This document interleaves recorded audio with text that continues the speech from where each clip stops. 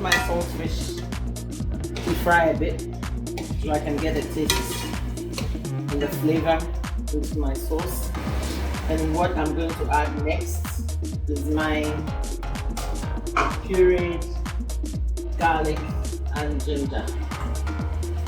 So my pureed garlic and ginger, stir that in and allow that to also fry a bit so I can get the flavors of the garlic and the ginger into my sauce. Water in it. When there's water in it, the bubbling is different.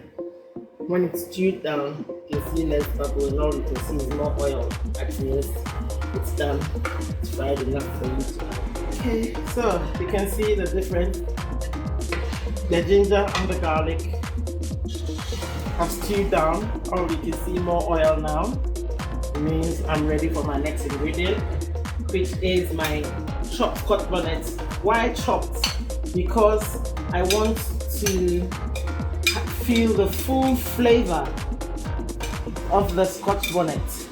You get the flavor when it's chopped up and fried in the oil better, and also more aromatic. You get the full aroma of Scotch bonnet when you chop it up rather than when you blend it. So I could easily have blended it with my garlic and ginger, but I've chopped it up because I want the full flavor.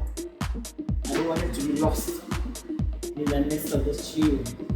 So I'll allow that to fry a bit to get the flavors out. I add my chopped onions. This can be added at any point in the cooking, even towards the very end. And I'm adding it at this time, at this point. Adding my tomatoes straight away. Reason being that I want the meat to absorb the taste in the sauce. I'm just going to put a little thyme in there.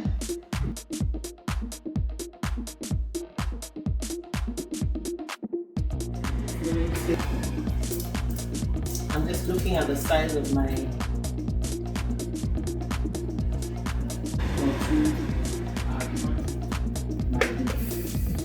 because I want it to go even softer in the tomatoes while the tomatoes stews.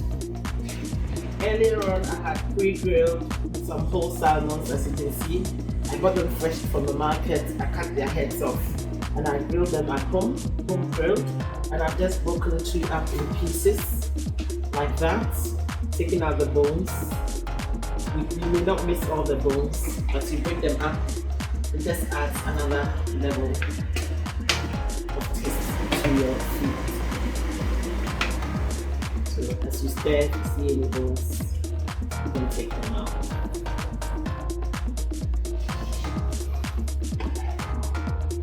So I'll leave this to stew for a bit, and then in a short while, I'm going to pour in the beans, and then I'm going to put it on a very low heat and allow everything to infuse. And then, voila, we're already done. So now, I've brought my beans closer so I can start adding it to my sauce. Now, you notice that I'm not straining the beans. I actually want the juice from the beans in my sauce because I want my beans to be mushy and nice. So I'm not straining the beans. I'm actually going for the water in the beans.